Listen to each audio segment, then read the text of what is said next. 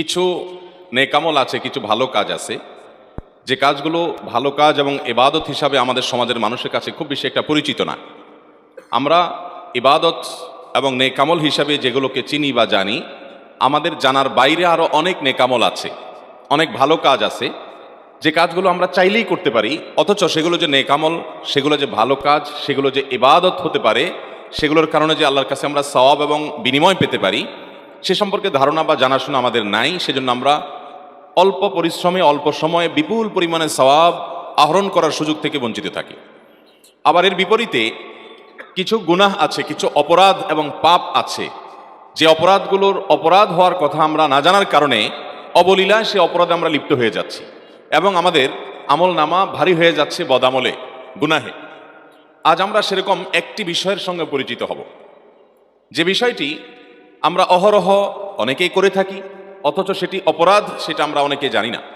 আর সে বিষয়টি হলো, কোনোভাবে কোনো মানুষকে যদি আমরা কষ্ট দেই অন্যায়ভাবে, কোনো মুসলিমের, এমনকি যে কোনো মানুষের অন্যায্যভাবে অন্যায়ভাবে যদি কষ্টের কারণ হই আমি, তাহলে এর কারণে আমার আমল নামায় গুনাহ লেখা হবে এবং এর কারণে আমার একটা অপরাধ হবে, একটা পাপ হবে। এবং সেই অপরাধ এবং পাপটা কোনো ছোটোখাটো পাপ না যে মুসাফা করলে অনেক গুনাহ ঝরে যায়, অজু করলে অনেক গুনাহ ঝরে যায়, অনেক নেকামল বিভিন্ন গুনাহ মোচন করে দেয়, সেরকম কোনো আমল দ্বারায় মোচন হয়ে যাবে, এটা সেরকম কোনো ভুল বা সেরকম কোনো অপরাধ না, বরং এটা কাবিরা গুনাহ, যেটা তওবা ছাড়া, ওই ব্যক্তির কাছ থেকে মাপ নেওয়া ছাড়া মাপ হবে না। বিশেষ করে মাহফিলটি যেহেতু ঢাকা শহরে হচ্ছে, ঘনবসতিপূর্ণ একটা এলাকায় হচ্ছে, সেজন্য এই বিষয়ে আমি কথা বলার ইরাদা করেছি। কারণ শহুরে জীবনে এই গুনাহটি, এই অপরাধটি আমাদের দ্বারা সবচেয়ে বেশি হয়। অনেক সময় আমাদের জ্ঞাতসারে হয়, অনেক সময় আমাদের অজ্ঞাতসারেও হয়ে যায়। কোরআনে কারীমে আল্লাহ রাব্বুল আলামিন বলেছেন, ওয়াল্লাযীনা ইউযুনাল মুমিনিনা ওয়াল মুমিনাতি বিগাইরি মাকতাসাবু, যারা কোনো ইমানদার নারী পুরুষদেরকে, অন্য মানুষদেরকে যারা কষ্ট দেয় অন্যায়ভাবে, কোনো শাস্তিমূলকভাবে, বিচারিকভাবে তার কোনো শাস্তি নির্ধারিত হয়েছে, সেটি কার্যকর হচ্ছে, এরকম কোনো ব্যাপার স্যাপার না, বরং অন্যায্যভাবে অন্যায়ভাবে যদি কেউ কাউকে কষ্ট দেয়, কোনো ইমানদার নারী পুরুষকে তার কষ্টের কারণ হয়, ফাকাদ ইহতামালু বুহতানাও ওয়া ইসমাম মুবিনা, আল্লাহ রাব্বুল আলামিন বলেছেন, এই কষ্ট দেওয়াটা এটা বুহতান হতে পারে। এটা যদি কারোর চরিত্র নিয়ে প্রশ্ন তুলে তাকে কষ্ট দেওয়া হয়, অথবা কারো সম্পর্কে মন্দ ধারণা করে তাকে কষ্ট দেওয়া হয়, তাহলে এটা বুহতানের গুনাহ হতে পারে, মিথ্যা অপবাদের গুনাহ হতে পারে। আর অন্য যে কোনোভাবে, শারীরিকভাবে, মৌখিকভাবে, আচরণ দ্বারা কোনোভাবে যদি আপনি কষ্ট দেন, তাহলে সেটা ইসমে মুবিন বা সুস্পষ্ট অপরাধ এবং পাপ হিসাবে আপনার আমল নামাতে লেখা হবে। নবী করিম সাল্লাল্লাহু আলাইহি সাল্লামকে জিজ্ঞাসা করা হয়েছে, আবু মুসা আশআরী রাদিয়াল্লাহু তাআলা আনহু, সিনিয়র সাহাবী, তিনি বর্ণনা করেছেন, হাদিসটি বুখারী মুসলিম একযোগে বর্ণনা করেছে, যে নবীজি সাল্লাল্লাহু আলাইহি সাল্লামকে জিজ্ঞাসা করা হয়েছে, আইয়ুল ইসলামি আফদল, কোন ইসলামটা সবচাইতে বেটার, বেস্ট, সবচাইতে উত্তম ইসলাম কোনটা, কোন মুসলমান সবচাইতে উত্তম মুসলমান হতে পারবে? নবী আলাইহিস সালাম সেই উত্তম মুসলমানের পরিচয় দিতে গিয়ে বলেছেন, মান সালিমাল মুসলিমুনা মিন লিসানিহি ওয়া ইয়াদি, যার হাত এবং মুখ দ্বারায়, যার আচার আচরণ দ্বারা, যার কাজকর্ম দ্বারায়, যার উঠা বসা দ্বারায় সব মানুষ নিরাপদ থাকে, কারোর কষ্ট হয় না, কারোর কষ্টের কারণ হয় না, যে মুসলিমের দ্বারায়, তার ইসলামটাই হলো সবচেয়ে সুন্দর এবং সবচেয়ে উত্তম ইসলাম। মুহতারাম হাজরিন, নবী করিম সাল্লাল্লাহু আলাইহি ওয়াসাল্লামের বিভিন্ন হাদিসের দিকে যখন আমরা তাকাই, তখন আমরা দেখতে পারি যে ভালো মুসলমানকে তিনি চিত্রায়িত করেছেন তার ব্যক্তিগত নফল আমল দিয়ে না, নফল দান সাদকা দিয়ে না, নফল রোজা দিয়ে না, নফল সালাত দ্বারা না, নফল জিকির আজকার দিয়ে না। এগুলো মানুষের মর্যাদাকে বৃদ্ধি করে, এগুলো আল্লাহর নৈকট্য লাভের সুযোগ তৈরি করে দেয়, সেটা ঠিক আছে। কিন্তু একজন মানুষ আল্লাহর কাছে মূল্যবান এবং আল্লাহর কাছে দামি হয়, আল্লাহর কাছে মূল্যবান এবং আল্লাহর কাছে দামি হয় তার নেকামল দ্বারায়। বিশেষ করে সে যখন মানুষের জন্য কল্যাণকর নিজেকে প্রমাণ করে এবং মানুষকে তার ক্ষতি থেকে বাঁচাবার চেষ্টা করে। আজ আপনি সারা পৃথিবীতে দেখবেন, আমাদের আশেপাশে দেখবেন, বহু মুসলমান আছে আলহামদুলিল্লাহ, মুখে নবী সাল্লাল্লাহু আলাইহি ওয়াসাল্লামের নির্দেশ পালন করতে গিয়ে ওয়াজিব দাড়ি রেখেছেন। আলহামদুলিল্লাহ, লেবাস পোশাকের ভিতরে একজন খাঁটি মুসলমানের ছাপ আছে। ব্যক্তিগত পর্যায়ে ইবাদত বন্দেগী আমরা করি, কিন্তু ঘুম থেকে উঠায় থেকে নিয়ে আবার ঘুমানো পর্যন্ত এই পুরো সময়টাতে আমাদের দ্বারা অনেক মানুষ কষ্ট পায়, অনেক মানুষকে আমরা কষ্ট দেই, অনেক মানুষের অধিকার আমরা নষ্ট করি। সময়তো ভাইরা আমার, এইভাবে একজন মানুষ দুনিয়ার মানুষের কাছে ভালো মানুষ হতে পারে, বা এজ এ মুসলমান বাহ্যিকভাবে তিনি ভালো মুসলমান মানুষের কাছে হতে পারেন। আল্লাহর খাতে ভালো মুসলমান হওয়ার কোনো পথ এটি নয়। নবী করিম সাল্লাল্লাহু আলাইহি সাল্লাম বিভিন্ন হাদিসে বলেছেন, খায়রুকুম আহসানুকুম, অর্থাৎ তোমাদের মধ্যে, পৃথিবীর মানুষদের মধ্যে সবচাইতে উত্তম মানুষ, সবচাইতে মর্যাদাপূর্ণ মানুষ আল্লাহর কাছে, সবচাইতে ভালো মানুষ আল্লাহর কাছে। এই কথা বলে তিনি কিছু মানুষের কথা, কিছু চরিত্রের কথা উল্লেখ করেছেন, যে এই চরিত্রটা যার মধ্যে আছে সে হলো আল্লাহর কাছে সবচেয়ে ভালো মানুষ, অমুক চরিত্রটা যার মধ্যে আছে সে হলো আল্লাহর কাছে সবচেয়ে শ্রেষ্ঠ মানুষ, অমুক গুণটা যার মধ্যে আছে সে হবে কিয়ামতের ময়দানে সবচেয়ে উত্তম মানুষ, মর্যাদাবান মানুষ। এ জাতীয় যত হাদিস আছে, এই হাদিসগুলোকে আমি একবার খোঁজার চেষ্টা করেছি অনলাইন লাইব্রেরিতে, যেখানে হাজার হাজার লক্ষ লক্ষ হাদিস আছে, সেখানে আমি সার্চ দিয়ে দেখেছি এবং ঘাটাঘাটি করে দেখেছি। বিভিন্ন কিতাবপত্রে আহসানুকুম, খিয়ারুকুম, খায়রুকুম, আহাসিনুকুম, যত রকমের হাদিস এরকম আছে, সবগুলো একত্র করলে দেখা যায় নবী করিম সাল্লাল্লাহু আলাইহি সাল্লাম সে সকল চরিত্রের মানুষদেরকেই বলেছেন সবচেয়ে উত্তম, সবচেয়ে শ্রেষ্ঠ, সবচেয়ে মর্যাদাবান, আল্লাহর কাছে সবচেয়ে প্রিয়। যে মানুষগুলো তাদের আচার আচরণ দ্বারায়, তাদের কাজকর্ম দ্বারায়, তাদের সার্বিক সব বিষয় দ্বারায় অন্য কোনো মানুষ, এমনকি কোনো প্রাণী, এমনকি কোনো ভিন্ন ধর্মের মানুষ, এমনকি কোনো কীটপতঙ্গ, এমনকি আল্লাহর কোনো ক্ষুদ্রাতি ক্ষুদ্র সৃষ্টি, তারও কষ্টের কোনো কারণ হয় না, এই মানুষগুলোই আল্লাহর কাছে প্রিয় হয়, এই মানুষগুলোই দামি হয়, এই মানুষগুলো শ্রেষ্ঠ হয়। অথচ এটাকে আমরা মনে করি জাস্ট একটা ম্যানার্সের ব্যাপার, জাস্ট একটা সামাজিকতার ব্যাপার, জাস্ট একটা মানবীয় গুণের ব্যাপার। এটাকে আমরা ইবাদত হিসাবে বেশিরভাগ মুসলমানরা রিলেট করতে পারি না। মোহতারাম হাজরিন, আপনি হাদিস খুললে দেখবেন নবী করিম সাল্লাল্লাহু আলাইহি সাল্লাম বলেছেন, আহসানুকুম আহসানুকুম কাদাআ, তোমাদের মধ্যে সবচেয়ে ভালো মানুষ সে যে ধার দেনা নিলে, বাকি নিলে এটা পরিশোধ করার সময় ভালো মানুষের পরিচয় দেয়। এই যে মানুষের অধিকারের ব্যাপারে সচেতন হয়, মানুষকে টালবাহানা করে তার পেছনে পেছনে ঘুরতে বাধ্য করে না, বরং সময় মতো সুন্দরভাবে উত্তম রূপে পরিশোধ করে দেয়। তোমাদের ভিতরে সবচাইতে খায়রুল আসহাবি, তোমাদের ভিতরে সবচাইতে উত্তম সঙ্গী হলো যে ব্যক্তি তার সঙ্গীদের কাছে ভালো হয়। তোমাদের ভিতরে সবচাইতে উত্তম মানুষকে, সবচাইতে ভালো মানুষকে নবী সাল্লাল্লাহু আলাইহি সাল্লাম বলেছেন যে তার পরিবারের কাছে ভালো, তার স্ত্রী সাক্ষ্য দেয় যে আমার স্বামী, উনি মানুষটা অমায়িক এবং সত্যি ভালো মানুষ, আমার সাথে বদ আচরণ করে না, এই মানুষটা সবচেয়ে ভালো মানুষ। এরকম সবচেয়ে ভালো মানুষের যত তালিকা আছে, বিশেষ করে হাদিসের মধ্যে 11-12 শ্রেণী মানুষের কথা আমরা আমাদের খোঁজাখুঁজির পর আমরা পেয়েছি। সেখানে এক শ্রেণী মানুষের কথা জানি, খায়রুকুম মান তাআল্লামাল কুরআনা ওয়া আল্লামাহ, যে ব্যক্তি কোরআন শিখে মানুষকে কোরআন শিখায়, কোরআনের শিক্ষক শিক্ষার্থীরা সবচেয়ে শ্রেষ্ঠ মর্যাদাবান। এছাড়া অন্য সব শ্রেণীগুলো দেখবেন মানুষকে যারা কষ্ট দেয় না, যারা চেষ্টা করে যে আমার দ্বারা কারো কোনো কষ্ট যেন না হয়, সচেতন থাকে, সতর্ক থাকে যে আমার কোনো কথা দ্বারা, আমার কোনো আচরণ দ্বারা কারো কষ্ট হচ্ছে কিনা, এই মানুষগুলো সবচেয়ে শ্রেষ্ঠ মানুষ। নবী করিম সাল্লাল্লাহু আলাইহি সাল্লামের চরিত্র যদি আপনি দেখেন, আপনি অবাক হয়ে যাবেন। তার চরিত্রের মধ্যে আমরা অনেকে আজকাল কাচুমুচু করে নিজের ভালো মানুষই জাহির করি, বিনয় জাহির করি। এটাকে তিনি অ্যাপ্রিসিয়েট করতেন না। তিনি অ্যাপ্রিসিয়েট করতেন কোনটাকে? যে সার্বিকভাবে একজন মানুষ অন্য কোনো মানুষের কষ্টের কারণ হবে না, এই ব্যাপারটিতে তিনি সতর্ক থাকবেন, এর মাধ্যমে তিনি সবচেয়ে চরিত্রবান হবেন। নবী করিম সাল্লাল্লাহু আলাইহি সাল্লাম সাহাবীদের সাথে তিনি এমনভাবে মিশতেন যে সাহাবীরা প্রত্যেকে মনে করতেন নবীজি আমাকে সবচেয়ে বেশি ভালোবাসে। এখন আপনি একটা প্রতিষ্ঠানে দায়িত্বশীল আছেন, আপনার অধীনে কিছু লোক আছে, অথবা আপনি একটা পরিবারের কর্তা, আল্লাহ তাআলা আপনাকে ছেলে মেয়ে দিয়েছেন। এই লোকগুলোর মধ্যে আপনি সবার প্রতি আচরণ এমন হবে যে কারোর প্রতি বিমাতাসুলভ আচরণ করবেন না, কারোর প্রতি বিরূপ আচরণ করবেন না, বরং আপনার আচরণ দ্বারা সবাই জানবে যে আপনি সবার হিতাকাঙ্ক্ষী এবং কল্যাণকামী। এটা উত্তম আখলাক ছাড়া সম্ভব না। এই উত্তম আখলাকওয়ালা মুসলমান দুনিয়াতে পাওয়া খুব কঠিন। বাহ্যিক লেবাসে পোশাকে অথবা বাহ্যিক আমল ইবাদতে মুসলমান আপনি বহু পাবেন, কিন্তু যার সকাল থেকে রাত পর্যন্ত পুরো দিনে তার দ্বারা কোনো মানুষ কষ্ট পায় না। যদি কষ্ট পায় তাহলে সে যখনই আঁচ করতে পারে যে আমি কাউকে কষ্ট দিয়ে ফেলেছি, সাথে সাথে সে সেটাকে নিষ্পত্তি করে ফেলে, মাপ চেয়ে সেটাকে শেষ করে তারপরে সামনে অগ্রসর হয়। এই মানুষগুলো হলো আল্লাহর কাছে সবচেয়ে প্রিয় মানুষ। আমাদের নবী করিম সাল্লাল্লাহু আলাইহি ওয়াসাল্লাম, তার দ্বারা কেউ কখনো আঘাতপ্রাপ্ত হন নাই। তার একাধিক স্ত্রী ছিলেন এবং উম্মুল মুমিনিন, উম্মাহাতুল মুমিনিন রাদিয়াল্লাহু তাআলা আজমাইন, তাদের মধ্যে মাঝে মধ্যে টুনটান হয়েছে। তারা মানুষ ছিলেন, যার কারণে ভুল বুঝাবুঝি বা কোনো বিষয়ে মান অভিমান হয়েছে। নবী করিম সাল্লাল্লাহু আলাইহি ওয়াসাল্লাম নিজেও অভিমান করে তাদের থেকে দূরে থেকেছেন, কিন্তু কখনো মুখ দিয়ে কোনো কটু কথা বের হয় নাই, কখনো কাউকে আঘাত করেন নাই, কারোর শরীরে টাচ করেন নাই শাস্তি দেওয়ার জন্য। কোনো প্রকার কটু মন্তব্য করার প্রশ্ন তো তার সামনে উঠতেই পারে না। এভাবে তিনি গোটা পৃথিবীর মানুষের জন্য সর্বোত্তম আদর্শ হয়েছেন। আজ আমাদের মধ্যে এই জিনিসটা সবচেয়ে বেশি অভাব। ভাইরা, আমাদের দ্বারা মানুষ কষ্ট পায়। কত মানুষ যে সারাদিনের মধ্যে কষ্ট পায়। আপনি একটা রিক্সায় উঠেছেন, রিক্সাওয়ালা বেচারা হয়তো কোনো ভুল করেছে, আপনি তাকে অকথ্য ভাষায় গালিগালাজ দিয়ে বসলেন। হয়তো একটু জোরে ব্রেক দিয়েছে, কষ্ট হয়ে গেছে আপনার, আপনি তাকে এমনভাবে বকাঝকা করলে লোকটা মনে আঘাত পেয়েছে, কিন্তু বলার কিছু সাহস পায় নাই। আপনার চেহারা ছবি দেখে সে ভয় পেয়েছে যে কোনো প্রভাবশালী মানুষ, আপনি কষ্ট দিয়ে চলে গেলেন। এরকম অহরহ আমাদের দ্বারা মানুষ কষ্ট পায় কি পায় না বলেন? এমনকি আপনি স্বামী, আপনার স্ত্রীর কোনো একটা ভুলের কারণে আপনি অবশ্যই তাকে শাসন করতে পারেন, কিন্তু শাসন করতে গিয়ে আপনি সীমানা ছাড়িয়ে গেছেন, তাহলে হোক তিনি আপনার স্ত্রী, আপনি তার কাছে মাপ চেয়ে নিষ্পত্তি করিয়ে নেবেন। আপনার বাবা মা, তাদের কথা তো বলাই বাহুল্য, তাদের প্রতি আপনার দ্বারা যেন কোনো কারণে কোনোভাবে তাদের প্রতি যেন অবিচার না হয়, জুলুম না হয়, তারা যেন কষ্ট না পায়, সে বিষয়ে আমাদেরকে খেয়াল রাখতে হবে। এক সাহাবী নবী করিম সাল্লাল্লাহু আলাইহি ওয়াসাল্লামকে বলেছেন, ইয়া রাসূলুল্লাহ, আমি অনেক আমল করতে চাই, কিন্তু আমার দুর্বলতা আছে, আমি পারি না। ধরুন আমি দান করতে চাই, আল্লাহ তাআলা অনেককে অনেক টাকা পয়সা দিয়েছে, তারা দান সাদাকা করে, মসজিদ মাদ্রাসা করে, কল্যাণমূলক কাজ করে, কিন্তু আমি পারি না ইয়া রাসূলুল্লাহ, আমার দুর্বলতা আছে, আমি কি করব? খুব গুরুত্বপূর্ণ একটা হাদিস। ইয়া রাসূলুল্লাহ, আমার দুর্বলতা আছে, অনেক আমলের ক্ষেত্রে আমি করতে পারি না। কারো শারীরিক দুর্বলতা থাকতে পারে, যে তিনি রাত জেগে ইবাদত করতে চান কিন্তু কুলায় উঠতে পারেন না, তিনি দিনভর নফল রোজা রাখতে চান, কিন্তু এইরকম অসুস্থ মানুষ যে তিনি সেটা পারেন না।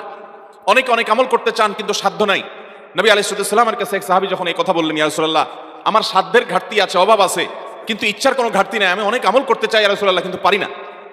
তখন নবী করিম সাল্লাল্লাহু আলাইহি ওয়াসাল্লাম তাকে বলেছেন, তুমি কোনো মানুষকে কষ্ট দেওয়া থেকে বিরত থাকবে, শুধুমাত্র এই একটা বিষয়কে খেয়াল করবে যে আমার দ্বারা কারোর কষ্ট যেন না হয়, কারোর অসুবিধা যেন না হয়।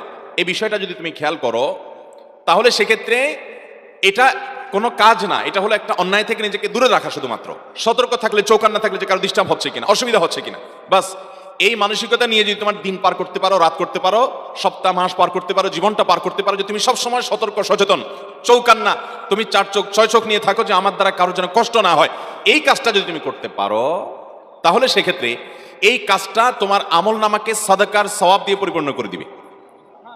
তোমার অনেক আমলের সাধ্য নেই, কিন্তু সে আমল করার সওয়াব আল্লাহ তাআলা তোমাকে, এই শুধুমাত্র মানুষকে কষ্ট দেওয়া থেকে তুমি বিরত থাকলে, এর মাধ্যমে তুমি সেই সওয়াব পেয়ে যাবে। ডক্টর খন্দকার আব্দুল্লাহ জাহাঙ্গীর রহমতুল্লাহি আলাইহি বাংলাদেশের প্রথিতযশা একজন আলেম দ্বীন দাঈ ইলাল্লাহ ছিলেন। তিনি তার এক বক্তব্যে বলেছেন যে আমি আমার এই ক্ষুদ্র জীবনে ইসলামিক সাবজেক্টের উপরে, কোরআন এবং হাদিসের উপরে পিএইচডি ডিগ্রি পর্যন্ত নিয়েছি, দেশে বিদেশে পৃথিবীর বিভিন্ন জায়গায় উচ্চতর শিক্ষা অর্জন করেছি। এরপরে ইসলামী বিশ্ববিদ্যালয় কুষ্টিয়াতে তিনি প্রফেসর ছিলেন, আল হাদিস ডিপার্টমেন্টে দীর্ঘদিন হাদিস পড়িয়েছেন। তিনি বলেছেন, কোরআন এবং হাদিস ঘাটার আমার যে অভিজ্ঞতা, আমার সকল অভিজ্ঞতার নির্যাস যদি আমি এক লাইনে বলি, তাহলে আমি বলবো গোটা ইসলামের নির্যাস হলো আল্লাহ রাব্বুল আলামিনের একত্ববাদ প্রতিষ্ঠিত করার পর, তাওহীদ এবং ঈমানকে ঠিকঠাক করার পর, বিশুদ্ধ করার পর, মৌলিক মোটা দাগে ইসলামের রোকন এবং মেন কয়েকটা ফরজ আমল করার পর আল্লাহ তাআলাকে সবচাইতে বেশি খুশি করা যায়, আল্লাহ তাআলা বেশি সন্তুষ্ট হন বান্দা যখন মানুষের উপকার করে। আর শিরকের পর অন্যান্য মোটা দাগে যে বড় বড় কাবিরা গুনাহগুলো আছে, সেগুলোর পর যেই কাজে আল্লাহ সবচেয়ে বেশি অসন্তুষ্ট হন, সবচেয়ে বেশি নারাজ হন, সবচেয়ে বেশি বান্দার উপরে রাগান্বিত হন, সেটা হলো মানুষ যখন কোনো মানুষকে কষ্ট দেয়। মোহতারাম হাজরিন, এই বিষয়টাকে আমরা ভালো কাজ, অর্থাৎ মানুষকে কষ্ট না দেওয়াটাকে ভালো কাজ আমরা মনে করি না, আর মানুষকে কষ্ট দেওয়াটা যে গুনাহের কাজ, এটা আমরা গুনাহ মনে করি না। নবী করিম সাল্লাল্লাহু আলাইহি ওয়াসাল্লামের কাছে একবার বলা হলো, ইয়া রাসূলুল্লাহ, ফুলানা, আমাদের এখানে একজন মানুষ আছেন, তিনি অনেক ইবাদত বন্দেগী করেন। খেয়াল করবেন, ওই মানুষটা অনেক কি করে, অনেক নফল রোজা রাখে, অনেক নফল নামাজ পড়ে, প্রচুর ইবাদত বন্দেগী করে, ওনার ইবাদত বন্দেগীর কোনো ঘাটতি নাই, কিন্তু তিনি তার প্রতিবেশীকে কষ্ট দেয়, প্রতিবেশীর সাথে সম্পর্কটা ভালো না। নবী করিম সাল্লাল্লাহু আলাইহি ওয়াসাল্লাম বলেছেন, হিয়া ফিন্নার, তিনি জাহান্নামে যাবেন। তার ব্যক্তিগত আমল ইবাদত যত ভালো হোক, তিনি নফল রোজা করেন, নফল নামাজ পড়েন, এত কিছুর পরও প্রতিবেশীকে যদি কষ্ট দেয়, তো নবী সাল্লাল্লাহু আলাইহি ওয়াসাল্লাম বলেছেন সে জাহান্নামে যাবে। এরপরে বলা হলো, ইয়া রাসূলুল্লাহ, আরেকজন আছে যিনি মৌলিক মোটা মোটা 5 ওয়াক্ত ফরজ নামাজ পড়েন, অতিরিক্ত নফল নামাজ পড়তে সুযোগ পান না, তিনি হারাম কাজগুলো থেকে বেঁচে থাকেন, অন্যান্য ছোটখাটো অন্যান্য নফল আমলগুলো করার সুযোগ পান না, কিন্তু তার দ্বারা কোনো মানুষ কষ্ট পায় না। প্রতিবেশীর ব্যাপারে তিনি খুব অ্যালার্ট থাকেন যে আমার দ্বারা কোনো কষ্ট আমার প্রতিবেশীর হচ্ছে কিনা। নবী সাল্লাল্লাহু আলাইহি ওয়াসাল্লাম বলেছেন এই লোকটা জান্নাতে যাবে। মোহতারাম হাজরিন, নবী আলাইহিস সালাম আরো বলেছেন, একজন মানুষ আরেকজন মানুষের সাথে চুপে চুপে কানে কানে কথা বলছে, কানে মুখে কথা বলছে, এই যে কানাঘুষা করছে, সেখানে আরো একজন মানুষ আছে, তার কাছ থেকে লুকিয়ে এই দুইজন যে কানাঘুষা করছে, নবী করিম সাল্লাল্লাহু আলাইহি ওয়াসাল্লাম বলেছেন এই কাজটা করার কারণে ওই লোকটার কষ্টের কারণ হলো, এবং এটা গুনাহের কথা, এটা কোনো নাজায়েজ কথা না, এটা কোনো জায়েজ কথা না যে আপনি দুজন মিলে কোনো এক জায়গায় কানাঘুষা করবেন, সেখানে তৃতীয় আরেকজন আছে, তাহলে লোকটা মনে কষ্ট পাবে যে আমার থেকে তারা গোপন করছে, কি এমন কথা। যদি আপনার কানাঘোষা করতে হয় তো এমন কোনো জায়গায় চলে যান যেখানে এরকম কোনো মানুষ নেই যিনি মনে কষ্ট করতে পেতে পারেন, তাহলে আপনার কোনো আচরণ দ্বারা কারো কষ্ট হতে পারে, এটা আপনার গুনাহের কারণ হবে, আপনি টেরই পাচ্ছেন না আপনার আমলনামা গুনাহ লেখা হচ্ছে। মোহতারাম হাজরিন, এই ধরনের গুনাহ আমাদের আমলনামাতে খুঁজলে দেখা যাবে ভরপুর ভাবে এরকম অপরাধ আছে। শহর জীবনের কয়েকটা গুনাহের মানুষকে কষ্ট দেওয়ার কয়েকটা দৃষ্টান্তের কথা বলি। আপনারা রামপুর এলাকাতে থাকেন, খুব বেশি একটা খালি জায়গা নেই, সব বাড়ি হয়ে গেছে, তাই না? শুধু রামপুরে কেন, ঢাকা সহ বেশিরভাগ এলাকাতেই খালি জায়গা খুব কম। যদি কোনো খালি জায়গা থাকে, ধরুন আশেপাশে সব বিল্ডিং ভবন হয়ে গেছে, মাঝে একটা খালি জায়গা আছে, এই খালি জায়গাটা এটার কি দশা হয় বলেন?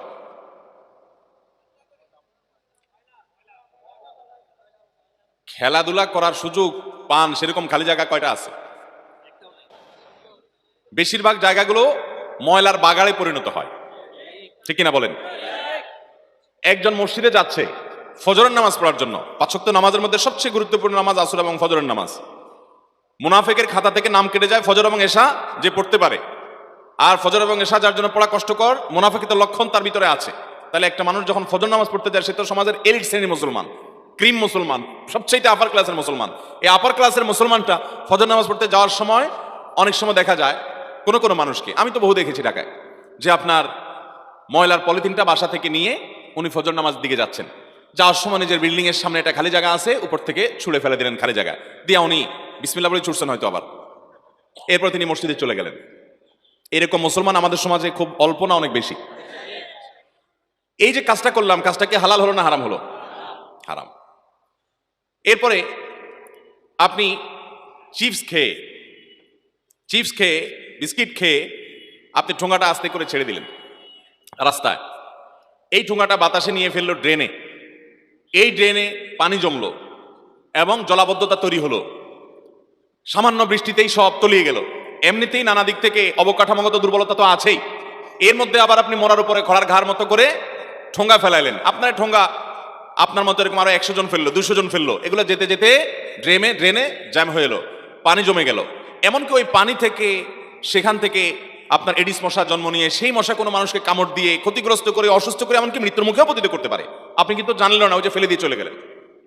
ডাব খেয়ে ডাবের খোসাটা, মালাটা আপনি ফেলে দিয়ে চলে গেলেন, এই মালা সেখানে বৃষ্টির পানি জমলো, সেখানে মশা তৈরি হলো, সেই মশার মধ্যে এডিস মশা তৈরি হয়ে সেই মশা কোনো মানুষকে দংশন করে দেখা গেল তার ইমিউন সিস্টেম দুর্বল বা কোনো কারণে সে মৃত্যুমুখে পতিত হয়ে গেল বা সাফার করলো, অনেক টাকা খরচ হয়ে গেল। এই ধরনের আমাদের অজান্তে গুনাহ হয় কি হয় না বলেন? কিন্তু এই কাজগুলোকে আমরা কি গুনাহ মনে করি? কয়জন মানুষ গুনাহ মনে করি বলেন?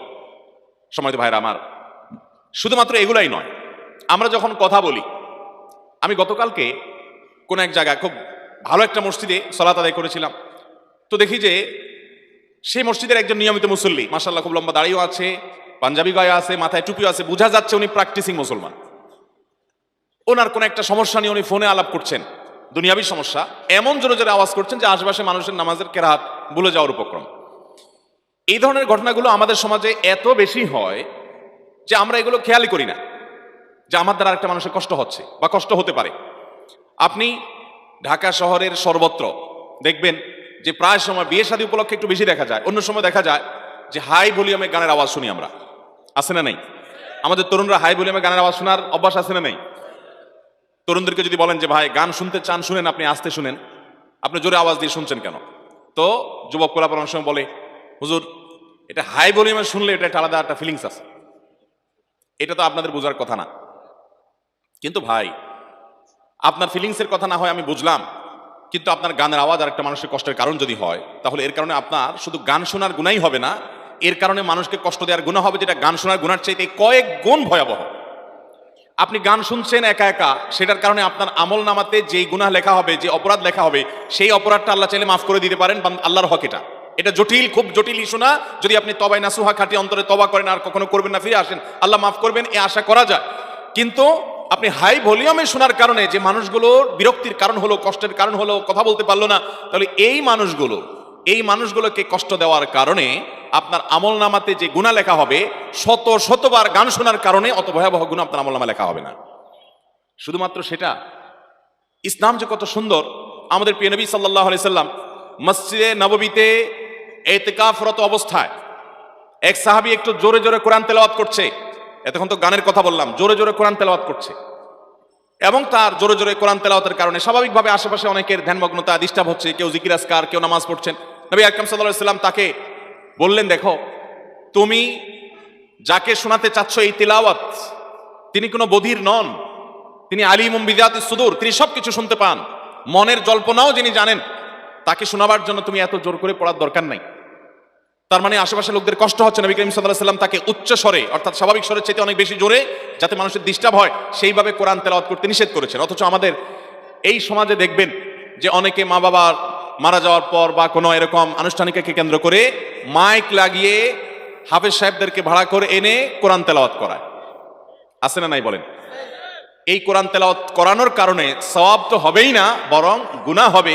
এর মানে এই ব্যাপারে কোনো সন্দেহ করার কোনো সুযোগ নাই। মোহতারাম হাজরিন, ইসলাম আমাদেরকে সেই সুন্দর জীবন যাপন করতে বলেছে। আমাদের অজান্তে কত মানুষ যে কষ্ট পাচ্ছে সেটা আমরা হয়তো অনেকে খেয়াল করি না। আমাদের বিশেষ করে যখন বয়সে তরুণ থাকি আমরা, আমাদের তরুণ বন্ধু যুবক যারা আছেন, শুনলে কয়েকজন একসাথে একটু ভাবসাব চলে আসে। আসে কি আসে না? খুব ভাবসাব চলে আসে শুনলে। তখন এবার গান শুনবেন, ডেক সেটে হাই ভলিউমে আপনি গান শুনবেন, কেউ কিছু বলবে সাহসই পায় না।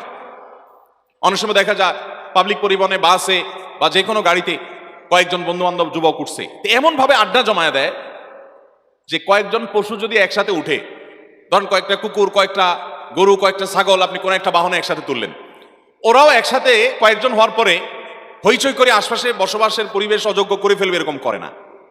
করে, কিন্তু মানুষ করে। এই জন্য আল্লাহ তাআলা এই শ্রেণীর মানুষকে বলেছেন উলাইকা কাল আনআমি বাল হুম আদাল, যে তাদের হিতাহিত জ্ঞান যখন নাই, এই মানুষগুলো চতুষ্পদ জন্তুর চাইতে আরো কি, আরো নিকৃষ্ট, আরো খারাপ, আরো পথহারা। চতুষ্পদ জন্তু এত খারাপ হয় না। ভাইরা আমার, শহরের জীবনে বিশেষ করে ঢাকা শহরের মতো যেই শহরে এত ঘনবসতি, এত বেশি আমরা কাছাকাছি বসবাস করতে হয়, ছোট্ট শহর, অনেক মানুষ, এখানে এজ এ মুসলিম আমাদেরকে প্রতিটা মুহূর্তে হিসাব করতে হবে। ইভেন আমি ফোনে কথা বলছি পাবলিক পরিবহনে, আমার ফোনে কথা বলাটা আশপাশে কোনো মানুষের ধ্যানমগ্নতা ব্যাঘাত সৃষ্টি করছে কিনা। আমি একবার কোন একটা বাসে দেখছিলাম যে এক আল্লাহর বান্দা, উনি ওয়াজ শুনতেছেন মোবাইলে খুব জোরে জোরে। একবার সম্ভবত আমার ওয়াজই শুনতেছিলেন, তো উনি মনে করছেন যে আমি আসি, আমার ওয়াজ শুনতেছেন, আমি খুশি হবো আর কি। আমি বললাম, ভাই এই ন্যাক্কারজনক কাজটা আপনি না করলেও পারতেন। আপনি ওয়াজ শুনবেন ভালো কথা, আপনি হেডফোন লাগাই নেন, আপনি ইয়ারফোন লাগাই নেন, লাগে আপনি ওয়াজ শুনেন। কিন্তু আপনার ওয়াজের আওয়াজ আশেপাশে অনেক মানুষের বিরক্তির কারণ হতে পারে, কষ্টের কারণ হতে পারে। এটা ইসলাম না, এটা ইবাদত না, এটা গুনাহ, এটা সওয়াবের কাজ না। আজকের এই মাহফিলের মাইক কোথাও 4 নম্বর রোডে বোধহয় লাগানো হয়েছে, সেখানে সম্ভবত যৌক্তিক কারণ ছিল, মহিলারা আছেন তাদের জন্য লাগানো হয়েছে। কিন্তু এর আশপাশের লোকজন আমাকে মেসেজ করছে যে ভাই আপনি নাকি মাহফিলে আসবেন, এই মাইকের আওয়াজে তো আমাদের জীবন অতিষ্ঠ হয়ে যাচ্ছে। আমি জানাই দিয়েছি ওনাদেরকে, আমি অর্ধেক পথে আসতে বললাম, আমি ব্যাক করলাম, আমি যাবো না, আমি মাহফিলে আসবো না, আমি জানাই দিয়েছি ওনাদেরকে, যদি মাইক বন্ধ না হয়। আলহামদুলিল্লাহ ওরা মাইক বন্ধ করবে, আমি বললাম ঠিক আছে আমি আসলাম। ঢাকা শহরের এই ঘনবসতি, এই জায়গায় আপনি যদি কয়েকটা মাইক লাগান, যারা ওয়াজ শুনতে চাইছে তারা আসছে, তাদের গরজ আছে, যার গরজ নাই তারা জোর করে ওয়াজ শোনানোর কথা ইসলাম আপনাকে বলছে? হ্যাঁ, মহিলাদের ওখানে যদি আওয়াজ দিতে হয় তাহলে ওখানে ভিতরে কোনো বক্স সেট করে দেন, সেখানে কোনো ছোটখাটো মাইক লাগিয়ে দেন যে তাদের মধ্যে আওয়াজ হয়, কিন্তু আপনি রাস্তার মধ্যে মাইক দিয়ে দিবেন, এটা তো কোনো ইবাদত হতে পারে না। যাই হোক, ভাইরা কারেকশন করেছেন, সংশোধন করেছেন, হয়তো তারা খেয়ালও করেন নাই। আমাকে একজন সাবেক সংসদ সদস্য তিনি বলেছেন, হুজুর আমার এলাকায় যত মাহফিল হয়, অনেক মাহফিল হয় শীতের মৌসুমে, যত মাহফিল হয় আমার বাড়ির দিকে একটা মাইক সব হুজুরাই লাগায়। যত গ্রুপের হুজুর আছেন, যত মতের হুজুর আছেন, হুজুরদের নিজেদের মধ্যে মত পার্থক্য যাই হোক না কেন, এই মাসালায় সব হুজুর একমত যে এই বেটারে ওয়াজ শোনাইতেই হবে। এই জন্য মাইকটা আমার বাড়ির দিকে একটা লাগাই দেয়, এমন ভাবে লাগাই দেয় যেদিন মাহফিল হয় ওই দিন আমরা বাসায় ছটফট করা ছাড়া উপায় নাই। কারণ আমরা অনেকে হার্টের রুগী, অনেকে বৃদ্ধ মানুষ আছে বাসায়, মোবাইলে কথা বলার মতো কোনো অবস্থা থাকে না, ওই 12টা 1টা পর্যন্ত হুজুরদের ওয়াজ থামার আগ পর্যন্ত। ভাইরা আমার, এটা ইসলাম না, এটা দিন না। আপনি যদি গ্রামীণ পরিবেশ হয় যে ঠিক আছে আশেপাশে সব মানুষ ওয়াজ শোনার জন্যই প্রস্তুত, সেখানে আপনি মাইক বাইরে লাগাতে পারেন, সেটাও সহনীয় পর্যায়ে, যাতে বিরক্তির কারণ না হয়। এই এলাকাতে অন্য ধর্মের মানুষ থাকতে পারে কি পারে না, তারা আমাদের এই ওয়াজ শোনার জন্য তো প্রস্তুত না, কিন্তু আমি জোর করে যদি শোনাই, একটা হলো তার কাছে মৃদুভাবে এর আওয়াজ চলে গেল, সেটা একটা বিষয়, কিন্তু আমি জোর করে শোনালাম, এটা ইসলাম হতে পারে। আল্লাহ আমাদেরকে বুঝার তৌফিক দান করুন। নবী করিম সাল্লাল্লাহু আলাইহি ওয়াসাল্লাম ওই জোরে তেলাওয়াত করা সাহাবীকে থামিয়ে দিয়েছেন। এটাই ইসলাম, যে মুসলমান কারোর কষ্টের কারণ হবে না। আমাদের দেশে বিশেষ করে ঢাকা শহরের কথা আমরা বলি, চট্টগ্রাম শহরের কথা, বড় বড় শহরগুলোর কথা আমরা বলতে পারি। এমন বিয়ে কয়টা হয় যে বিয়েতে আজকাল ব্যান্ড পার্টি ভাড়া করা হয় না? এখন তো ওই যে গায়ে হলুদ, গায়ে মরিচ, কত অনুষ্ঠান হয়, এই সমস্ত অনুষ্ঠান উপলক্ষে ব্যান্ড পার্টি নিয়ে আসা হয়, বিরাট বিরাট বক্স ভাড়া করে গান বাজানো হয়। এই গানের আওয়াজে মানুষের জীবন দুর্বিষহ হয়ে ওঠে, ঠিক কিনা বলেন? কেউ বলতে সাহস পায় না যে তাদের বিয়ের অনুষ্ঠান এখানে আর কি বলতে যাব। আমি আলহামদুলিল্লাহ আমার জীবনে বহু জায়গায় গিয়ে গভীর রাতে গিয়ে আমি এরকম বক্স সেটের গানের আওয়াজ আমি থামিয়েছি। আমি বলেছি যে আপনার এই দাম্পত্য জীবনে আল্লাহর গজব নাজিল হবে, আপনি নিশ্চিত থাকেন, কারণ এত মানুষের বদদোয়া এটা বিফলে যাবে না। অতএব এই যে দাম্পত্য জীবনে অশান্তি, ঢাকা শহরে আজ থেকে আরো অনেক বছর আগের জরিপ বলছে প্রতিদিন 39টা করে বিয়ে ভাঙে। এখন তো সেটা আরো অনেক বেশি বাড়ছে। আমি মৌলভীবাজার এক মাহফিলে গেছি, সেখানে একজন জনপ্রতিনিধি চেয়ারম্যান সাহেব এসে পরিচয় দিয়ে বললেন, হুজুর আমি চেয়ারম্যান, কিন্তু কি বলবো দুঃখের কথা, উনি কয়েকদিন বোধহয় 10-15 দিন হয়েছে মাত্র দায়িত্ব পাইছেন। বলেন যে এর মধ্যে 25টা বিচার আসছে আমার কাছে, শুধু তালাকের বিচার 25টা। আবার এদিকে নরসিংদী এক মাহফিলে এই বছরের ঘটনা, গেলাম, চেয়ারম্যান সাহেব আমার পাশে বসা ছিল, এ প্রসঙ্গে তালাক প্রসঙ্গে আলোচনার পর উনি বললেন, হুজুর আমি চেয়ারম্যান হওয়ার পর বিসমিল্লাহ করছি তালাকের বিচার দিয়া। বিসমিল্লাহ করছি কি দিয়া? তাহলে আমাদের দাম্পত্য সম্পর্কগুলো খুব ভালো যাচ্ছে। কিন্তু এক একটা বিয়েতে যদি আপনি যান, সুবহানাল্লাহ, আমি এক বিয়েতে গেছি, 5 মিনিট কোন রকম, 5 মিনিট হবে কিনা যায় না, 5 মিনিট বহু কষ্টে অপেক্ষা অবস্থান করে তাড়াতাড়ি করে যান বাসায় চলে আসছি, খাওয়া দাওয়া থুইয়া। বলো যে খায়া যান, আমি কোনো ভাই খাওয়ানোর শখ নাই আমার, ভাই মিটে গেছে, ভাই বাইরে চলে আসছি। কারণ পরিবেশ এরকম যে সেখানে একজন ইমানদার মানুষ বসবাস করার, বসার মতো, একটু সময় কাটাবার মতো কোনো সুযোগ, যুবকরা বিয়ে জীবনে কয়বার? একবার বেশি সুযোগ আছে ইসলামে, কিন্তু একবার করতেই তো অবস্থা খারাপ। তো একবারই যখন বিয়ে হবে তাহলে সেই বিয়েটা গুনাহমুক্ত হবে, কোনো মানুষের কষ্টের কারণ হবে না ইনশাআল্লাহ। যুবকরা প্রতিজ্ঞা করবো তো ইনশাআল্লাহ যে আমার বিয়েতে কোনো মানুষের কষ্টের কারণ আমি হতে দেব।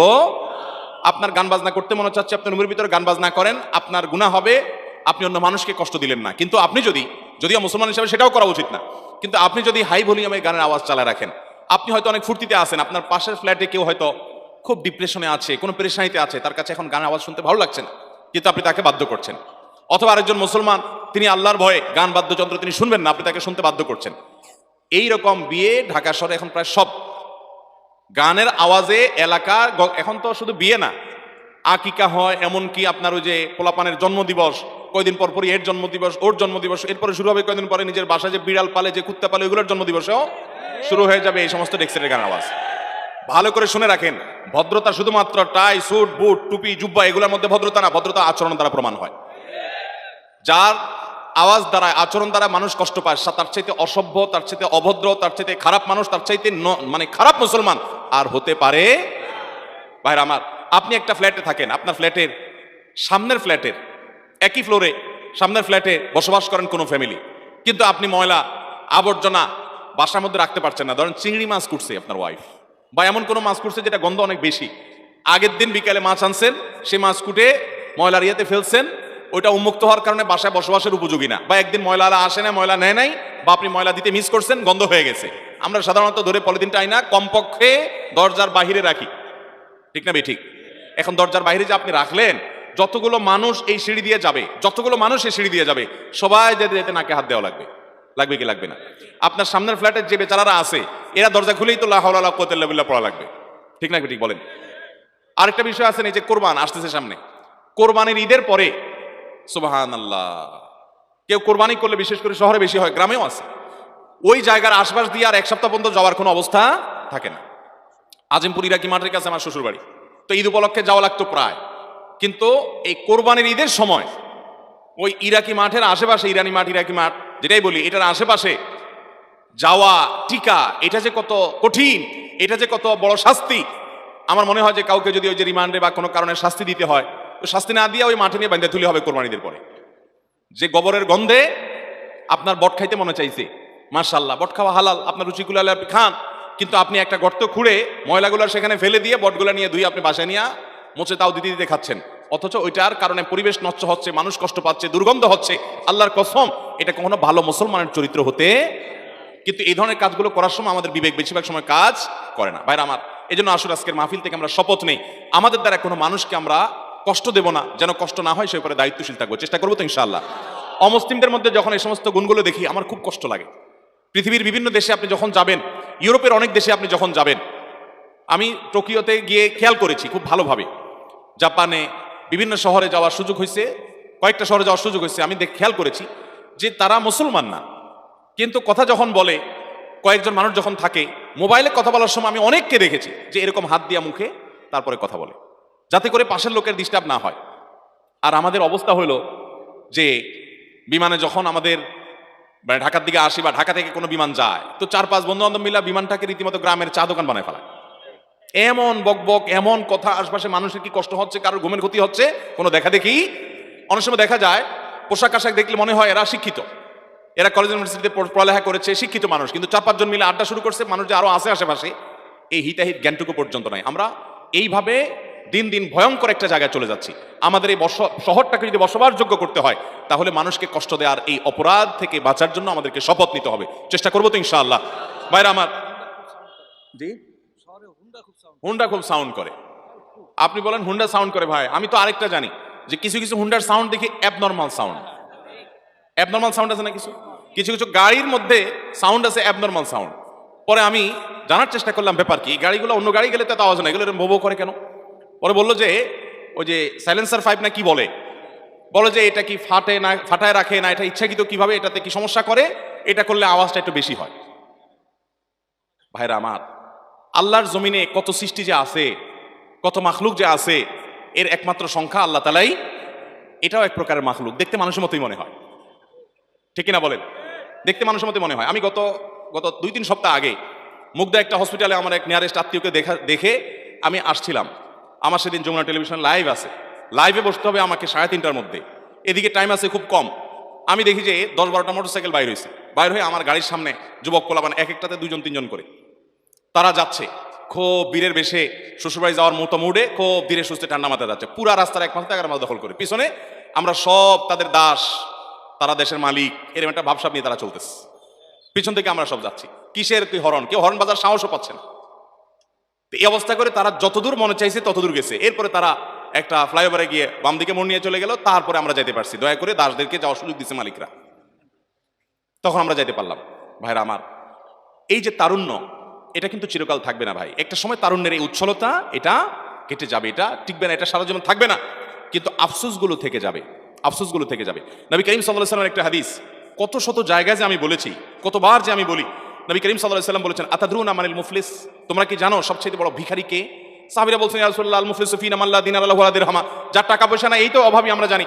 নবী সাল্লাল্লাহু আলাইহি ওয়াসাল্লাম বলেছেন, আরে এই অভাবী, এই ভিখারির কথা আমি বলছি না, এ আসল অভাবী না। দুনিয়াতে টাকা পয়সা নাই, আজকে নাই কালকে আসবে, 2 দিন পরে আসবে, অথবা না আসলে সে জান্নাত পাইলো, আখিরাতে পাবে, এটা তো ব্যাপার না। আসল ভিখারি, আসল অভাবীর পরিচয় নিতে চাও, তাহলে শোনো, একটা মানুষ দুনিয়াতে অনেক নফল নামাজ পড়ছে, অনেক নফল রোজা রাখছে, অনেক যাকাত, দান, সাদেকা, হজ, উমরা, জিকির, আজকার, তাসবিহ, তেলাওয়াত, ওয়াজ মাহফিল, মাদ্রাসা, মসজিদ প্রতিষ্ঠা, মসজিদে হাজির হওয়া, ওয়াজ মাহফিলে হাজির হওয়া, ওয়াজ শুনছে, ওয়াজ করছে, অনেক ভালো কাজ করছে, আমলের পাহাড় নিয়ে এসে জান্নাতে মোচে তাও দিতে হাজির হয়েছে যে আমার জান্নাত ঠেকাবে কে। কিন্তু সে দেখেছে দুনিয়াতে সে যত মানুষের অধিকার নষ্ট করেছে সব এসে হাজির হয়ে গেছে, এসে রীতিমতো আল্লাহ তার কাছে নালিশ দিচ্ছে, আল্লাহ এই ব্যক্তি অমুককে গালি দিয়েছে, অমুককে আঘাত করেছে, অমুক এসে বলবে আল্লাহ আমাকে গালি দিয়েছে, আমি গালির জবাব দিতে পারি না, আমার সে ক্ষমতা ছিল না, দুনিয়াতে বিচার পাই নাই, আজকে তো বিচার হবে, আমি আজকে তার বিচার চাই। তখন তার নেকামল থেকে পাওনাদারকে দিয়ে দিয়ে দিয়ে দিয়ে পাওনা পরিশোধ করতে করতে একটা পর্যায়ে নেকামল সব শেষ হবে, কিন্তু পাওনাদার তখনও থেকে যাবে। এবার পাওনাদারদের পাপের বোঝা এই আগের দুনিয়ার দেনা পরিশোধ করার জন্য তার মাথায় দিয়ে তারপর তাকে জাহান্নামে ফেলা হবে। এরকম হতভাগা ভিখারি আমরা কি হতে চাই? তাহলে আসুন আমরা শপথ করি, আমরা কোনো মানুষের কষ্টের কারণ হব, চেষ্টা করবো তো ইনশাআল্লাহ। প্রতিদিন রাতে শোয়ার আগে, টাইম তো পাই না আমরা এখন, কারণ ফেসবুক, ইউটিউব, টুইটার, হোয়াটসঅ্যাপ, আমাদের কাছে এত এঙ্গেজমেন্ট, এক এক ধরনের ফেসবুকে যাদের পার্সোনাল আইডি আছে সর্বোচ্চ 5,000 পর্যন্ত বন্ধু আমাদের, এইসব বন্ধুদের হক আদায় করতে করতে একটা ইনবক্সে নক করে, জবাব না দিলে মাইন্ড করে, আরেকটা কমেন্ট করে, দোস্ত কমেন্ট করলাম আমি পাল্টা রিপ্লাই পাইলাম না, আরেকটা লাইক করছে, হ্যাঁ দোস্ত লাইক করলাম তোর পোস্টে, তুই তো আমার পোস্টে করলি না, মেনশন করলাম তুই তো একটু খেয়াল করলি না। এইসব ফেক বন্ধু, 2 নম্বর কাগজে বন্ধুদের হক আদায় করতে করতে আসল বন্ধু, আসল আপনজনদের হক আদায় করার টাইমই আমাদের হাতে। রাতে শোয়ার আগে অন্তত কিছু সময়ের জন্য মোবাইল টোবাইল ফেলে দিয়ে আসুন আল্লাহ তাআলার কাছে একটু জবাবদিহি করার চেষ্টা করি যে আমি আজকে সারাদিনে কারোর অধিকার, কারোর কষ্টের কারণ হয়েছে কিনা। যদি হয়ে থাকে তাহলে একটু দ্রুততার সাথে তার কাছ থেকে এটা নিষ্পত্তি করে নেব, কারণ নবী সাল্লাল্লাহু আলাইহি ওয়াসাল্লাম বলেছেন কিয়ামত আসার আগে এগুলো নিষ্পত্তি করে ফেলো। আচ্ছা ভাই, গরু, ছাগল, হাঁস, মুরগি কিয়ামতের ময়দানে এদের কোনো ইবাদত বন্দেগী, যৌবন কেমনে কাটাইছে, উপার্জন কেমনে করছে, খাইছে কেমনে, মোরগে কোথায় যায় ঠোকর দিছে, কাটটা খাইছে, হালাল খাইছে না হারাম খাইছে, কোনো জিজ্ঞাসাবাদ হবে? কি বলেন? এদের কোনো জিজ্ঞাসাবাদ হবে? মোরগরে আল্লাহ তাআলা বলবে তুই যে ঠোকর দিছস এটা তো আরেকজনের মানে বিটাতে গিয়া তার চাউলটা খাইছস, ওটা তো তোর মালিকের ছিল না, হারাম খাইছস। কোন বিচার হবে তাদের? একটা বিচার হবে, সকল প্রাণীর একটা কমন বিচার হবে। কি সেটা? নবী করিম সাল্লাল্লাহু আলাইহি সাল্লাম বলেছেন, সকল প্রাণী যারা মাটির সাথে মিশে গেছে কিয়ামতের পর, কিয়ামতের দিন আল্লাহ তাআলা তাদেরকে জীবিত করবেন। জীবিত করার পর একটা মোরগ অন্য মোরগকে আঘাত করেছে, গায়ে জোর বেশি ছিল, আঘাত করে রক্তাক্ত করে ফেলেছে, অথবা আহত করেছে, কিংবা মেরে ফেলেছে, এক কথা কষ্ট দিয়েছে। কোনো একটা পশু, তার শিং ছিল, আরেকজনের শিং ছিল না, যার শিং ছিল সে আঘাত করে দুর্বলটাকে কষ্ট দিয়েছে, আঘাত করেছে, জুলুম করেছে। আল্লাহ রাব্বুল আলামিন কিয়ামতের ময়দানে ওই দুর্বলের মাথায় শিং দিয়ে, তার মাথা, তাকে শক্তি দিয়ে, এবার যে দুনিয়াতে জুলুম করেছে বলবে, তুমি তোমার সেই জুলুমের প্রতিশোধ নাও। তাকে পাল্টা আঘাতের সুযোগ দিবেন। যখন সে আঘাতের সুযোগ সে পাবে এবং আল্লাহর অনুমতি সাপেক্ষে সে যখন তার প্রতিশোধ গ্রহণ করবে, এরপর আল্লাহ তাআলা বলবেন, এরকম সবার দেনা পানা পরিশোধ করার পর আল্লাহ তাআলা বলবেন, কুনু তুরাবা, তোমরা সবাই মাটি হয়ে যাও। তখন সবাই মাটির সাথে আবার মিশে যাবে, কারণ তাদের জান্নাতও নাই, জাহান্নামও নাই, অন্য কোনো বিচার নাই। কিন্তু জুলুমের বিচার, ভাইরা আমার, আপনি অন্য কোনো গুনাহ থেকে বাঁচতে যতটুকু পারেন বা না পারেন, আল্লাহর ওয়াস্তে কারোর প্রতি জুলুম যেন না হয়, এই গুনাহ থেকে বেঁচে থাকেন। এতে এত ভয়াবহ যে পশু পাখিদেরকে আল্লাহ তাআলা ছাড় দিবেন না কিয়ামতের দিন। আল্লাহ নিজের কথা নিজে বলছেন, ইন্নী হারামতু যুলমা আলা নাফসি, হাদিসে কুদসিতে বলেছেন, আমি জুলুম আমার নিজের প্রতি নিজে হারাম করেছি, অতএব তোমরা এখান থেকে শিক্ষা গ্রহণ করো। কত নিকৃষ্ট কাজ এবং ভয়ঙ্কর অপরাধ কারোর প্রতি জুলুম করা, যে আল্লাহ বলেছেন আমি নিজের প্রতি নিজে হারাম করেছি। আল্লাহর কিসে হালাল হারাম? তিনি তো হালাল হারামের বিধানদাতা, তিনি বলেছেন নিজের প্রতি নিজের জুলুমকে হারাম করেছেন, অতএব তোমরা একে অন্যের প্রতি জুলুম করো না। ভাইরা আমার, আমাদের তরুণ বয়সে, মধ্য বয়সে রিকশাওয়ালা, পথচারী, গরিব, অভাবী, প্রতিবেশী, পাশে ফ্ল্যাটওয়ালা, আরেক জমিওয়ালা, কত মানুষকে কতভাবে আমরা কষ্ট দিচ্ছি। দায়িত্বশীল হওয়ার চেষ্টা করবো তো ইনশাআল্লাহ, সচেতন হবো তো ইনশাআল্লাহ। এই একটা কাজ যদি আপনি করতে পারেন, মৌলিক মোটা ফরজ কাজগুলো করার পর আপনার জান্নাতে যাওয়ার পথ কেউ ঠেকাতে পারবে না ইনশাআল্লাহ। অতএব আমরা আমাদের কোনো আচরণ দ্বারায়, আমাদের কোনো কথা দ্বারায়, আমাদের কোনো বক্তব্য দ্বারায়, আমাদের কোনো রকমের কর্ম দ্বারায় কোনো মানুষের আশেপাশের কারোর কষ্টের জন্য কারণ না হয়, খেয়াল রাখবো তো ইনশাআল্লাহ। বিশেষ করে যারা বয়সে তরুণ আছি, তাদের দায়িত্বটা অনেক বেশি। এই যে ভাই বললেন মোটরসাইকেলের কথা, ফুটপাতে উঠাই দিয়ে আপনি বউ করা শুরু করে দিলেন, এখান দিয়ে ওখান দিয়ে ঢুকাই দিলেন, আর কয়েক বন্ধু মিলে রাস্তা দখল করতে করতে চলে গেলেন, কেউ কিছু বলারও সাহস পাচ্ছে না। এই গুনাহগুলো আমাদের অহরহ হচ্ছে। এবং সবচেয়ে বড় ভয়াবহ বিষয় কি, এই পথচারীগুলো চলে যাবে, জীবনে এদেরকে কোনোদিন আর খুঁজেও পাবেন না, মাপ চাবেন যে সে সুযোগও পাবেন না। এটা হলো সবচেয়ে ভয়াবহ দিক। কিয়ামতের ময়দানে আপনাকে এই লোকের মুখোমুখি হতেই হবে, কোনো মাফ নাই। কি ভয়াবহ একটা ব্যাপার। এই জন্য ভাইরা, আমাদের উঠা বসায় চলাফেরা আমরা ভালো মানুষ হওয়ার চেষ্টা করবো তো ইনশাআল্লাহ, নেককার হওয়ার চেষ্টা করবো তো ইনশাআল্লাহ। আল্লাহ আমাকে, আপনাকে, আমাদের সবাইকে আমল করার তৌফিক দান করুন। ভাই, আমার কথা আমি আপনাদেরকে সঙ্গে শেয়ার করি শিক্ষা অর্জন করার জন্য। আমি ব্যক্তিগতভাবে আমিও, আমার দ্বারা এরকম কোনো মানুষের কষ্ট যখন হয়ে যায়, মানুষ যখন হয়ে যায়, আমি যখন টের পাই যে আমার দ্বারা কষ্ট হয়ে গেছে, আলহামদুলিল্লাহ, আমি চেষ্টা করি লোকটা কত ছোট, কত বড়, কে বা কারা, এসব দেখা দেখি নাই। আমি মাপ চেয়ে ওইটাকে নিষ্পত্তি করার আগ পর্যন্ত আমার আর ভালো লাগে না। আমার মনে পড়ে কদিন আগে কোনো এক মাহফিলের আগে আমার এক সহকর্মীকে, তার কিছু ভুলের কারণে আমি একটু বকাঝকা করছিলাম, একটু শাসন করছিলাম। পরে আমার কাছে মনে হলো শাসনটা একটু বেশি হয়ে গেছে। আমি গেছি মাহফিলে, কোথায়, মাগুরাতে। তো মাহফিলে স্টেজে উঠবো তার 10 মিনিট আগে, প্রচন্ড ব্যস্ত, কিন্তু ওই টাইমটাতে আমার মনের ভিতরে খসখস হচ্ছে। আমি মাহফিলে ওয়াজ করতে করতে এই টাইমে যদি লোকটা মরে যায়, মাপ চাওয়ার তো সুযোগ আর পাবো না। আমি সাথে সাথে ফোন দিয়ে তাকে কয়েক মিনিট কথা বললাম। সে বলে, না না কিছু না ভাই, তুমি যতই না বলো, আমার তো মনে হচ্ছে যে তোমার কষ্ট হয়েছে, তো তুমি মাফ করে দাও। মাফটা চেয়ে সে যখন ফ্রেশ মনে বলে দিচ্ছে, হ্যাঁ আলহামদুলিল্লাহ, আমার মনে কিছু নাই, আমি খুশি হয়ে গেছি, আপনি ফোন করছেন, আমি অনেক খুশি, আলহামদুলিল্লাহ। তারপর আমি যে আওয়াজ করা শুরু করছি। ভাইরা আমার, কারোর প্রতি যদি কোনো আঘাত করে থাকি, আমরা কষ্ট দিয়ে থাকি, সেটা মাপ চাওয়া ছাড়া একটি সেকেন্ডও আমরা থাকবো না। ঠিক আছে তো ইনশাআল্লাহ? চেষ্টা করবো তো ইনশাআল্লাহ। আল্লাহ আমাদের সবাইকে তৌফিক দান করুন।